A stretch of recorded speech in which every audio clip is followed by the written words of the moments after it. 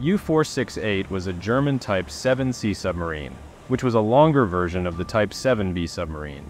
She was just over 220 feet or 67 meters in length, standing at a height of 31 feet and 6 inches or 9.60 meters. This U-boat could operate at depths of up to 750 feet or 230 meters, attaining a maximum submerged speed of 7.6 knots or 8.7 miles per hour. She could operate for up to 80 nautical miles or 150 kilometers submerged. U-468's maximum surface speed was a decent 17.7 knots or 20.4 miles per hour. She could travel up to 8,500 nautical miles or 9,800 miles when above surface. The German submarine was fitted with 5 torpedo tubes, 4 of which were at the bow and 1 at its stern, 14 torpedoes, 1 SKC-35 naval gun, and 1 twin C-30 anti-aircraft gun. This was a boat that could carry up to 60 men on board at any one time. U-468 was commissioned in August 1942, going into service in January 1943. Being a larger, newer U-boat meant expectations were high about what this submarine could achieve. During its very first patrol, U-468 sank the British tanker Empire Light, southeast of Cape Farewell in Greenland, on March 8, 1943. To be fair, the tanker had already been hit the day before by another U-boat and had been abandoned by its surviving crew. Its second patrol rendered no fatal hits to vessels, whether military or merchant. In fact, it suffered serious damage when hit by the Royal Navy's 819 Naval Air Squadron. It was forced to limp back to port at La Pallice in German-occupied France, where it arrived on May 29, 1943. In the end, U-468 would have an unremarkable, even poor service history. Its only successful sinking would be that of the aforementioned tanker, Empire Light, and even that wasn't an initial hit by U-468, because this particular U-boat would be sunk in just its third patrol. U-468 sailed out of La Pallice Harbor on July 7, 1943, after weeks of repairs to the damage it received during its second patrol. The submarine took the route along the Atlantic coasts of France and Spain, rather than through the middle of the Bay of Biscay. She headed due south to the West African coast. U-468 was scheduled to be refueled by U-462 during this route, but the latter submarine was sunk before the rendezvous could occur. As such, U-468 had turned back to return to base before it was attacked. The attack on U-468 took place on August 11, 1943, just over a month after she'd left port in France. The confrontation between the German submarine and the British B-24 Liberator from the Royal Air Force's 200 Squadron occurred southwest of Dakar, in what is modern-day Senegal. The German submarine put up a hell of a fight, so much so that flak from the U-boat hit the B-24 Liberator several times, causing the Allied aircraft to catch fire. Yet the Liberator didn't try to ditch in order to try and save its crew. Instead, it kept coming back at the German sub. The Liberator dropped a total of 6 depth charges at the submarine. None of them actually hit the sub itself, but 2 discharged close enough to the German vessel to cause it irreparable damage. The explosions from those 2 depth charges ripped into U-468 with such force that the submarine sank within 10 minutes.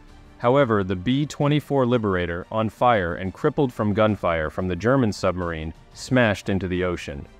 It went down about 300 yards or 900 feet behind the sinking submarine.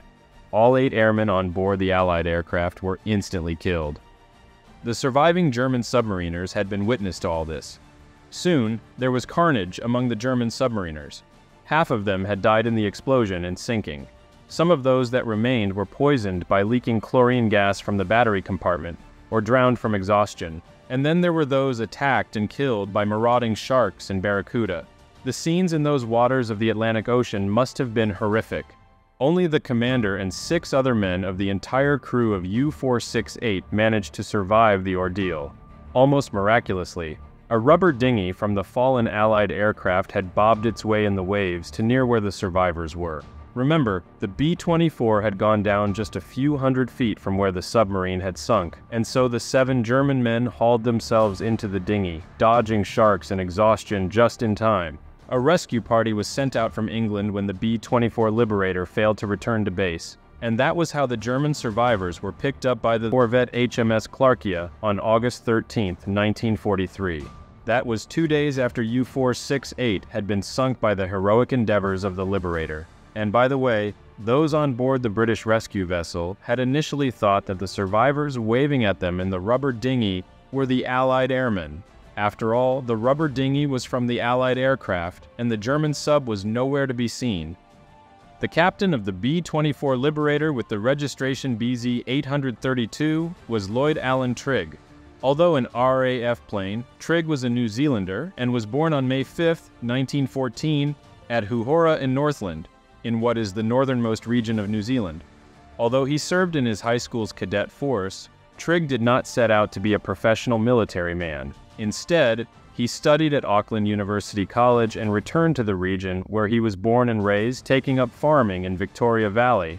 However, prior to World War II, Trigg did serve as a non-commissioned officer in the North Auckland Rifles. He would go on to join the Royal New Zealand Air Force, or RNZAF, as a trainee pilot in June 1941. His aviation training took him to Canada, where he developed a reputation for being hardworking and diligent. Trigg obtained his pilot's wings and commissioned as a pilot officer in January 1942. He would be promoted to flying officer and joined the prestigious Coastal Command in Britain in October 1942. As fate would have it, Trigg joined the 200 Squadron RAF in January 1943. The squadron's base was in what was then Yunduman in British West Africa, and today known as Banjul, the capital of the Gambia. As a first pilot during that time, he took part in 46 operational reconnaissance patrols, convoy escort flights, and anti-submarine patrols. Initially, Trigg operated Lockheed Hudsons, which were light bomber and coastal reconnaissance aircraft. However, his squadron would switch to the maritime version of the B-24 Liberator. Ah yes, the much-maligned B-24 Liberator. Let's just say that the American-built wartime aircraft was detested by most pilots. On the one hand, it did have a high cruise speed and long flight range. It could also carry a large payload of bombs. However, it was also notoriously heavy and difficult to fly, and was anything but agile, since it was particularly cumbersome at low speeds. According to many aviation experts, the Liberator was a seriously flawed warbird. Its development had been rushed by its manufacturer, Consolidated Aircraft, and it showed. For example, the B-24's wing was not very resistant to damage. Furthermore, the flak from enemy fire could easily damage and cripple the B-24, which is exactly what happened to Lloyd Trigg's Liberator when it came under fire from below by U-468. There's a reason why the B-24 was dubbed the Flying Coffin by Allied forces in Europe. It simply wasn't a great aircraft, and it was damn ugly too. The British crew aboard the rescue corvette, HMS Clarkia, may have been bitterly disappointed to have rescued Germans, but the 7 Germans, no doubt relieved to be saved, if even by their enemies, immediately enthused about the bravery they had witnessed by the Allied crew on board the B-24 Liberator. The German survivors recounted how astounded they were at the relentlessness of the B-24 Liberator, even as the aircraft was on fire and clearly in distress. And they had witnessed the aircrew making the ultimate sacrifice, as they plunged to their deaths. The German crew were unanimous. If that aircrew had been German, they would have been awarded the highest honor in the Third Reich. They therefore insisted that Lloyd Trigg, as captain of the aircraft, be given the highest honor in the British Empire. That honor was the Victoria Cross, and King George VI himself was so impressed by the story of the Liberator that sank U-468 that Lloyd Trigg was indeed awarded the Victoria Cross on November 2, 1943. It was formally handed over to Nola, Lloyd Trigg's widow, on May 28, 1944 by the Governor-General of New Zealand. It would be the last Victoria Cross awarded to a New Zealander. Part of the lengthy description of the honor bestowed to Trigg reads like this: Flying Officer Trigg could have broken off the engagement and made a forced landing in the sea. But if he continued the attack, the aircraft would present a no-deflection target to deadly accurate anti-aircraft fire, and every second spent in the air would increase the extent and intensity of the flames and diminish his chances of survival. There could have been no hesitation or doubt in his mind. He maintained his course in spite of the already precarious condition of his aircraft, and executed a masterly attack. The citation concluded with these words, "The Battle of the Atlantic has yielded many fine stories of air attacks on underwater craft, but Flying Officer Trigg's exploit stands out as an epic of grim determination and high courage. His was the path of duty that leads to glory." The Victoria Cross bestowed upon Lloyd Trigg is unique as being the only VC ever awarded on the sole recommendation of enemy combatants. For that alone, Trigg's VC is indeed unique. Of course, as is typical of these military events, not much is said or known of the other 7 men who also bravely gave up their lives on board that B-24 Liberator. They surely didn't want to die out there in the Atlantic Ocean, but they did, along with their captain, Lloyd Trigg. Like his, their courage was instantaneous and of the highest order.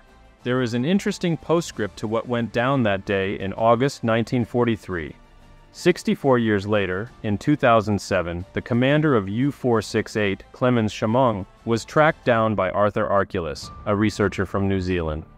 Now aged 90, Chamong lived in a small town just outside Kiel, the very port where his fateful U-boat had been built in 1942.